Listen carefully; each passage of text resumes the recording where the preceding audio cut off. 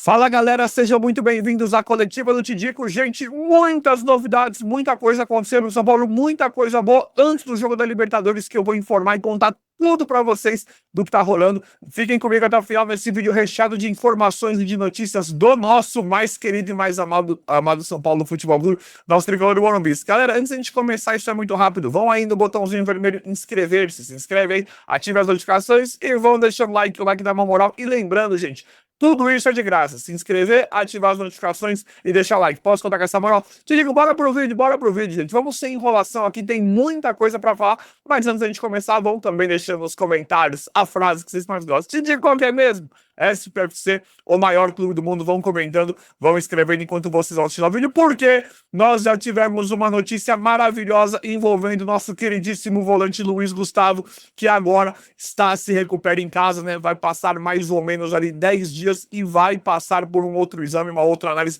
para ver, né, qual a real situação, quando ele poderá voltar. Nós que estimamos totais melhoras para o nosso queridíssimo Luiz Gustavo e estamos contando e querendo que ele volte o quanto antes programado, né? Mas assim, com toda a calma do mundo. Luiz Gustavo, se recupera aí, se recupere da melhor forma possível. Estamos mandando, né, todas as bênçãos aí, que você se recupere. Você pode levar todo o tempo que você quiser, né? Leve o tempo que quiser para se recuperar, para fazer essa recuperação diante de um assunto tão importante, tão sério. E nós precisamos de você, hein, Luiz? Volta logo. Mas uma coisa muito feliz, galera, Luiz Gustavo nesse momento se recupera em casa, né? Se recupera em casa e vai passar por novos exames daqui a pouco, com todo o acompanhamento devido, né? Que deve ser feito, todo o cuidado que deve ser tomado. Galera, o São Paulo vai ter uma nova partida da Libertadores, né? Contra o Alianza Lima.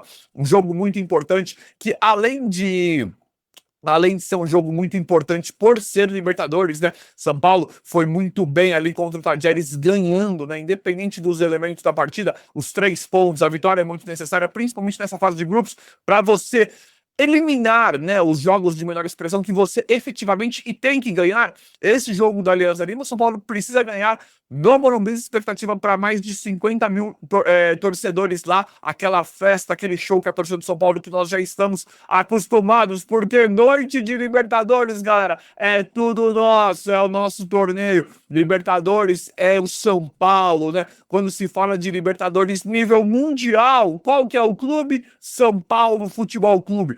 Então, nós precisamos ver a vitória do São Paulo em um jogo que o São Paulo precisa ganhar, tem uma certa facilidade se comparar o elenco do São Paulo, do Alianza Lima, independente dos desfalques do São Paulo. São Paulo tem o total favoritismo, precisa entrar focado, sério, para ganhar. E esse é um jogo muito importante também para nós vermos quais são as novas diretrizes, o que vai ser, né, do trabalho do Luiz Hugo Dia. Ele vai manter aquilo que ele está fazendo com os 3 zagueiros? Como é que ele vai entrar? Ele vai conseguir bons resultados? Independente do resultado, um bom futebol sem os desfalques, que é bem por aí e é mais ou menos do que nós estamos esperando e querendo ver do trabalho do técnico Luiz Hugo Dia. Então é um jogo que nós adoramos, né? Nós estamos assim.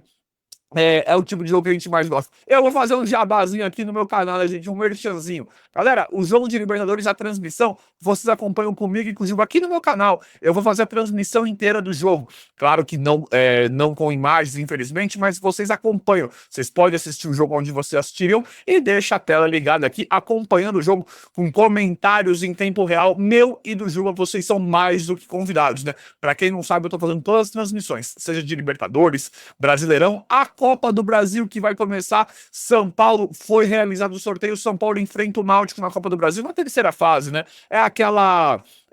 São Paulo, né, muito provavelmente se classificará, né? É aquela fase relativamente mais fácil, né? Em que o São Paulo, de novo, o Zubeldia de novo, precisa mostrar facilidade nesses jogos. Tudo bem, Libertadores muito mais difícil, mas Copa do Brasil e até mesmo esses times que pegam na Libertadores, é isso que nós estamos esperando do Zubeldia. Que ele faça bons jogos independente de qual elenco, independente dos desfalques que ele tem, porque são times de muito menor expressão.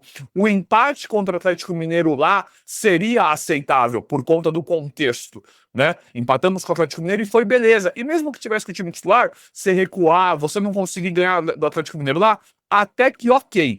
Mas agora, o que fez no Paulista, inaceitável. Aí, não, se não ganhar do Tajeres, do Alianza Lima, do Náutico, Ele tem que se provar, ele tem que mostrar facilidade para ganhar esses jogos quando a discrepância de elenco, de clube, de folha salarial bate na porta, como são a maior parte dos jogos do São Paulo. Mas é isso, deixa eu tomar uma água que eu tô falando demais, gente.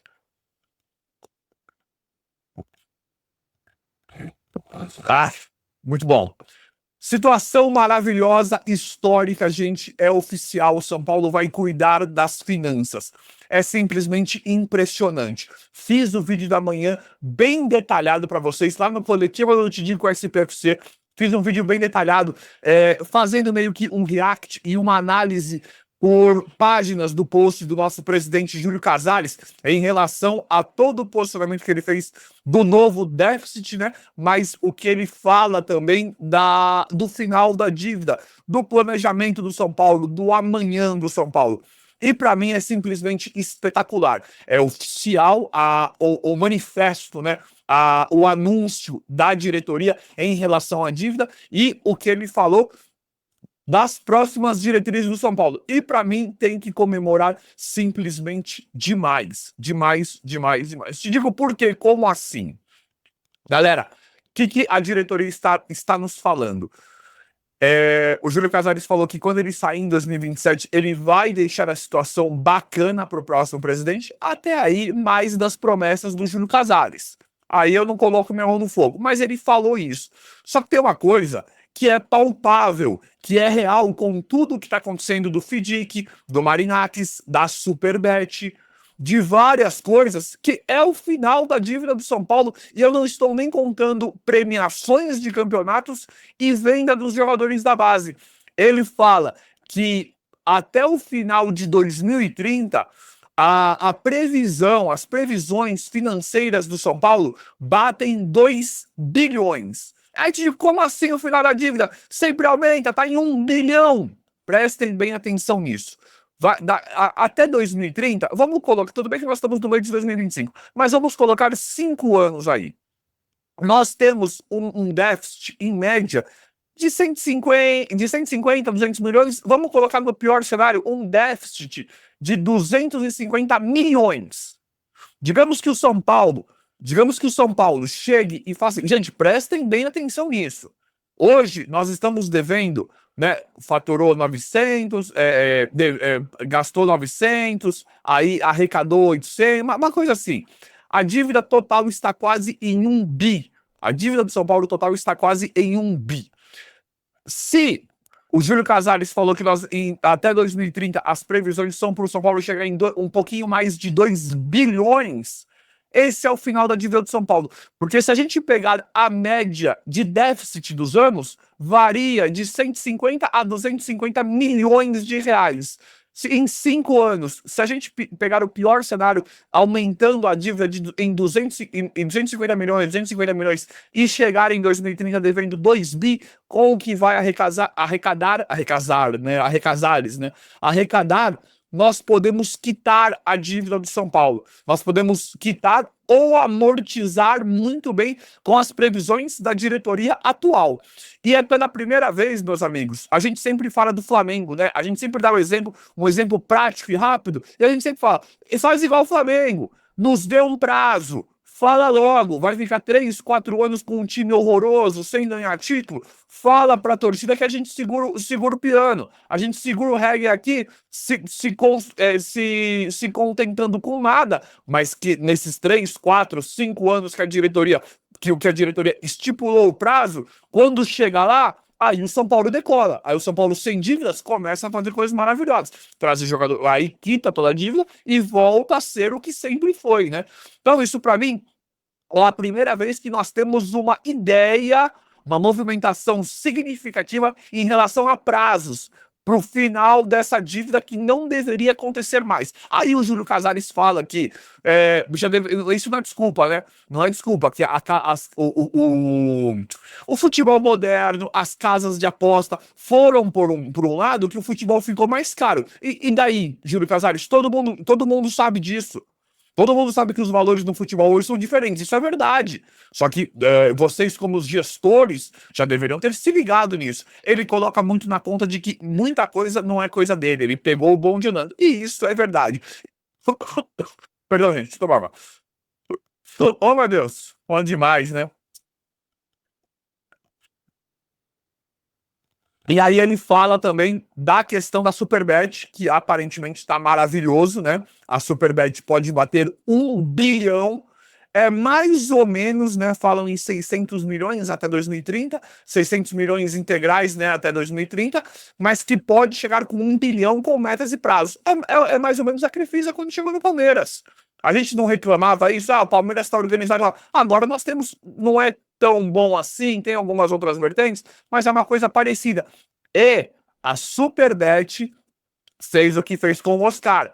Investiu no Oscar, ajuda a pagar o Oscar para valorização da marca São Paulo Futebol Clube. Eles investindo, todo mundo sabe disso, né? A marca investindo no clube, né? Como marca, você levando o São Paulo para final, colocando jogadores de altíssimo nível, não sei o que lá, para e parar, tudo fica mais caro, tudo valoriza, tudo melhora. Então a Superbet, além do Oscar, está disposta a fazer novas coisas para o São Paulo. Então, agora nós temos a faca e o queijo na mão para usar a Superbet para ajudar com os jogadores de altíssimo nível e a questão do Evangelos Marinax que está chegando agora no São Paulo também, aonde nós vemos que era coisa da base, né? Era coisa, o investimento inicial é da base para elitizar a base de São Paulo e fazer vendas melhores futuramente, não só com jogadores da base, né? Mas já expliquei isso aqui várias vezes para vocês que aumenta o interesse de jogadores de maior expressão com o Marinax ligado ao São Paulo, porque aí o cara ele pode vir de um time, Osasuna, de um time de menor expressão da Europa, vindo para o São Paulo, ficando um aninho, querendo fazer uma ponte para um Zenit, para um Porto, porque tem o Evangelos Marinax. Estou dando exemplo, tá? Ou o Nottingham Forest, aqueles clubes dele. Mas um cara desse, um cartola desse nível, junto com o Edu lá também, né? Parece tem portas abertas na Europa inteira. Então a barganha do São Paulo para trazer jogadores de maior expressão também aumenta muito. Fora o que nós estamos esperando do dinheiro que vai pagar, que o grupo do Evangelos Marinax, o bilionário grego, vai pagar para o São Paulo agora, e as vendas da base que precisam melhorar, né? Precisa sair desse formatão que o São Paulo, infelizmente, se enterrou. Então, nós temos um apelo muito grande em relação à Superbet, em relação ao FDIC, ao naming rights, a questão do Evangelos Marinax e tudo melhorando, né? Falam que a New Balance é melhor que a Adidas, por exemplo. Nós temos um apelo muito grande financeiro que há muito nós estávamos jogados para trás, né? E agora nós vimos que nós temos potencial, mesmo São Paulo sem gastar em reforços, nós vimos que nós temos potencial para montar um time espetacular, como montou. Lucas Moura, Oscar, Wendel, Enzo Dias, chegou o Cedric Soares, tem um meio de campo fantástico, né? Vai chegar mais um, mas nós temos um meio de campo fantástico, zaga espetacular, o ataque tem seus problemas, mas são caras de nome, como Caleri, tem o André Silva que chegou bem, Ferreirinha foi comprado, aí tem os meninos da base, elenco, nós temos de sobra. Fora, né, fora todo esse apelo financeiro, nós temos o elenco para ganhar os títulos e conseguir mais valores possível. Então, nós estamos, nada, o São Paulo estreitou de vários lados para conseguir valores agora e amortizando essa dívida até 2027, até 2030, as coisas precisam correr da melhor forma possível e eu tô botando bastante fé nisso. Queria saber a opinião de vocês em relação a isso. E não só isso, Antony, né? Mais um. De novo, o Antony, né? Pode render uma verdadeira fortuna, valores astronômicos, como sempre rendeu, né? Como sempre rendeu Casemiro, o próprio Antony, David Neres, vários jogadores, Lucas Moura, vários jogadores que o São Paulo forma na base, né? E não param de gerar dinheiro para o São Paulo. São Paulo, além de tudo, tem esse produto também, né? Que é contar com as joias da base, que é vender os próximos da feira, a gente imagina que seja o Alves, né, Matheus Alves, que é o Francisco, por isso que precisa fazer direitinho para vender esses caras pelos maiores valores possíveis e valorizarem cada vez mais. Veja o que está acontecendo com o Antony. Antony é do Manchester United, o Manchester United já falou que, né, não quer o Antony lá, nem o Casemiro trouxe no vídeo passado para vocês. Antony está emprestado pro Betis, jogando muito, coisa que não nos surpreende em nada, coisa que nós já sabemos, né? E agora quem quer o Antony, quem tá interessado no Antony é o Atlético de Madrid. Só o jornal que tá falando lá tem interesse do Atlético de Madrid pelo Antony, jogando uma barbaridade pelo Real Betis, e o Manchester não se interessa mais pelo Antony. Te digo quanto que estão falando. Vocês estão sentados aí? Quem não tá sentado, senta aí. Estão falando em uma transação de 70 total, tá? Com o valor da operação mais bônus, 75 milhões de euros.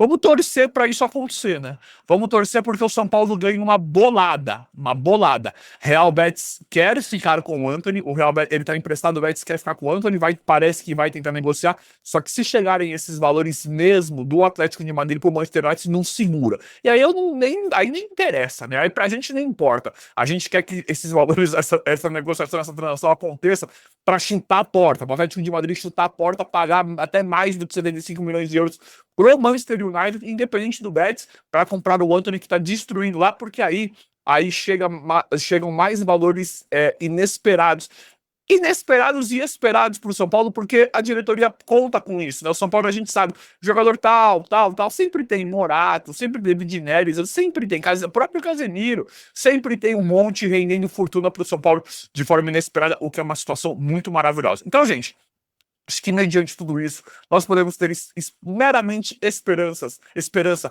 por dias melhores. Não é possível, né? Mas eu quero saber a opinião de vocês, quem quiser deixar aí nos comentários, é claro. O vídeo de foi esse, espero que vocês tenham gostado. Se inscrevam no canal, ativem as notificações, vão deixando like. Obrigado e até a próxima.